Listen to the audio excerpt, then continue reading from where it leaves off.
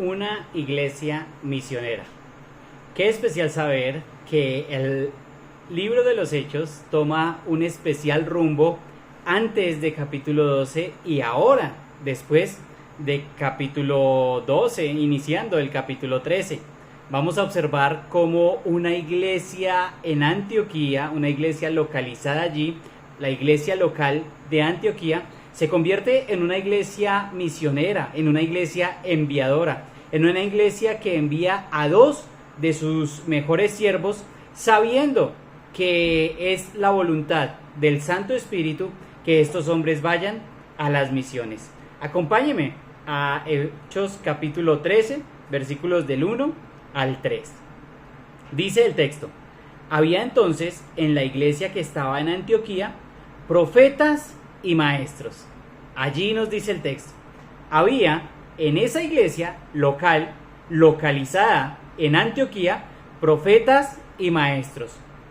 Cuando nos habla de profetas, no es tanto como del don fundante para revelar aspectos presentes que deberían quedar registrados en la Escritura, como posteriores que hacen parte de lo que hoy conocemos como la escatología bíblica, sino más bien estos profetas y maestros eran los que, exponiendo la Escritura y aplicándola, estos lo hacen para la edificación, exhortación y consolación de la iglesia.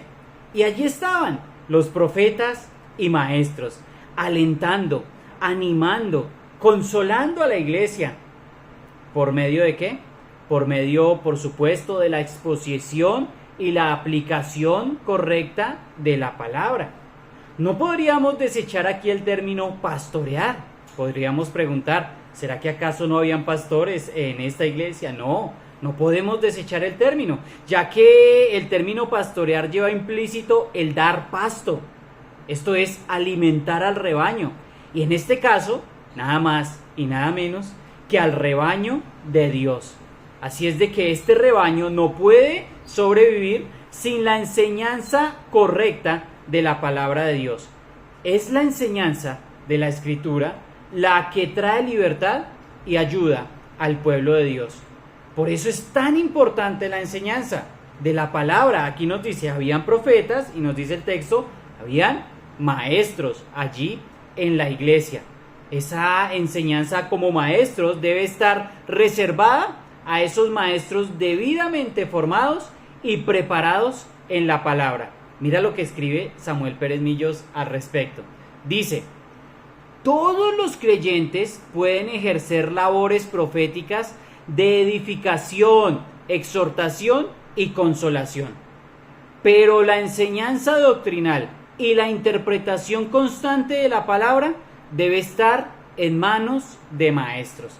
Sí, querido hermano, definitivamente el siervo de Dios, el maestro bíblico, debe estarse preparando continuamente en la Escritura. Debe permanecer tiempo en la palabra de Dios. Debe permanecer tiempo en el estudio bíblico, en el seminario bíblico. Debe estar estudiando la Escritura. Así es de que esta interpretación doctrinal, esta enseñanza bíblica debe ser la enseñanza constante y correcta de la palabra en manos de maestros. Y nos va a dar una lista. Miren la lista que nos dice el texto. Estaba allí Bernabé, número 1. Nos va a hablar de 5 varones, de 5 nombres de personas. Estaba Bernabé, este es el judío, levita, natural de Chipre. Número 2, estaba allí Simón, dice el texto, el que se llamaba Níger, o que por sobrenombre le habían puesto Níger, quizá porque era de tez morena. Allí estaba este hombre Simón. Número 3, dice el texto, Lucio de Cirene. Se cree que era uno de los fundadores allí en la iglesia de Antioquía. Número 4, nos dice el texto, Manaén, y afirma el que se había criado junto con Herodes, el tetrarca. Literalmente dice, alimentado con Herodes, se había criado con Herodes. Y este hombre aquí se relaciona con un hombre de la alta sociedad. Allí estaba este hombre, siervo de Dios. Se cree que había puesto su fe en Jesucristo allí cuando Pedro comunica el mensaje. Y está también Saulo, que es el nombre hebreo del apóstol Pablo. ¿Qué estaban haciendo ellos? Mira lo que nos dice el texto en el versículo 2. Ministrando estos al Señor. En otras palabras, estaban sirviendo en el culto. Ellos eran siervos allí en medio del culto. Ellos estaban ejerciendo en orden todos los dones que tenían y estaban haciendo que los hermanos allí ejercieran sus dones en orden.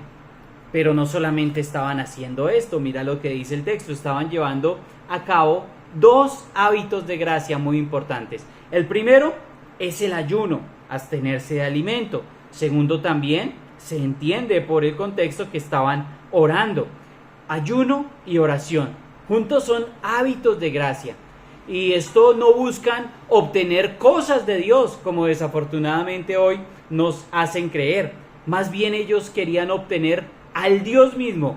Y qué ejemplo bien precioso que vemos aquí, que ahí ellos obtienen al Dios mismo, porque vamos a ver las respuestas. Entonces, querido hermano, recuérdelo, esos hábitos de gracia no buscan obtener cosas de Dios, sino obtener al mismo Dios. Allí estaban, en medio del ayuno, que da paso al tiempo importante para el ministerio y también, por supuesto, para la oración. Así es de que mira lo que dice después de la coma. Dijo el Espíritu Santo. Es la voz del Espíritu Santo. La voz del Espíritu Santo en ese momento se hizo oír. ¿Te imaginas, hermano, mi hermana? ¿Te imaginas, querido amigo? La voz de Dios se hizo oír en la congregación. Lo hizo con la autoridad y soberanía que solo al Espíritu Santo pertenece. Manda que 2 hombres sean apartados. Mira lo que dice el texto. Apartadme a Bernabé y a Saulo para la obra que los he llamado. El de esos nombres dice 2, dice a Bernabé y a Saulo. ¿Para qué? Para la obra que los he llamado. Ellos han sido apartados, separados, excluidos para una obra especial, en un tiempo especial, en un momento especial. Llamados aparte para ser enviados. ¿A dónde? A los gentiles, a las misiones. ¿Qué respuesta más clara y más preciosa a los ayunos de estos hermanos, a sus oraciones? Ellos estaban allí haciendo la voluntad del Padre, estaban ministrando al Señor. Pero mira lo que dice el versículo 3. Entonces, habiendo ayunado y orado, les impusieron las manos y los despidieron. ¿Cómo no seguir en obediencia la voz del Espíritu Santo?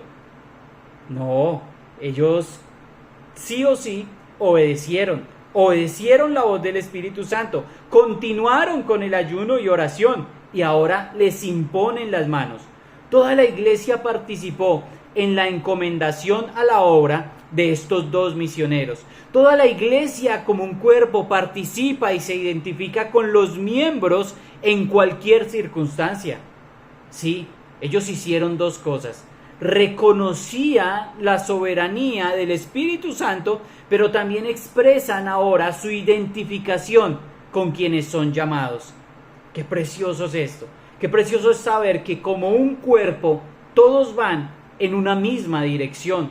El Espíritu Santo dirige, el Espíritu Santo ordena, pero la iglesia reconoce esa soberanía y expresa su identificación con esos que han sido llamados. Así es de que lo último que hicieron es que les impusieron las manos y los despidieron.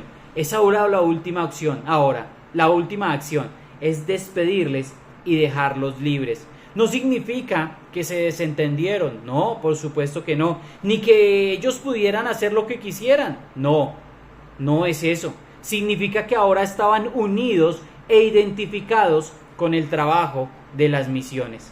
Querido hermano, querida hermana, el ejercicio hoy no ha terminado, no ha terminado. Jesucristo ha dicho: pedid obreros para la mies. Así es de que el Señor responde con siervos para la iglesia. Y esto continúa.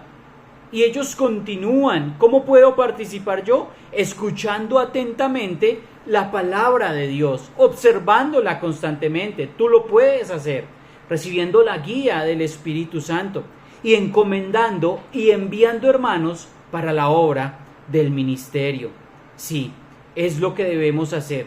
Debemos estar unidos vitalmente a la iglesia. ¿Estás tú participando de la iglesia? ¿Estás participando vivamente en ayuno, en oración, con las decisiones que se están dando en medio del panorama de la iglesia? Aquí tenemos una iglesia misionera, y qué gran privilegio que usted y yo podamos participar de lo que está haciendo el Santo Espíritu. Estos hombres no salieron de la nada, no, eran dos hombres conocidos, Bernabé y Saulo, ministrando en la mitad de la iglesia. No eran desconocidos, la iglesia les conocía. Estaban ministrando, estaban participando de los dones a otros, y ahora estos han sido despedidos de allí para iniciar, y más bien para continuar la obra misionera allí en el mundo gentil. Queridos hermanos y amigos, usted y yo podemos también participar en medio de una iglesia misionera. Busque una, si usted no se congrega aún, busque una iglesia donde esté participando activamente en las decisiones y donde usted pueda estar participando en lo que el Santo Espíritu está guiando allí a los hermanos. Que tengan un buen día. Bendiciones.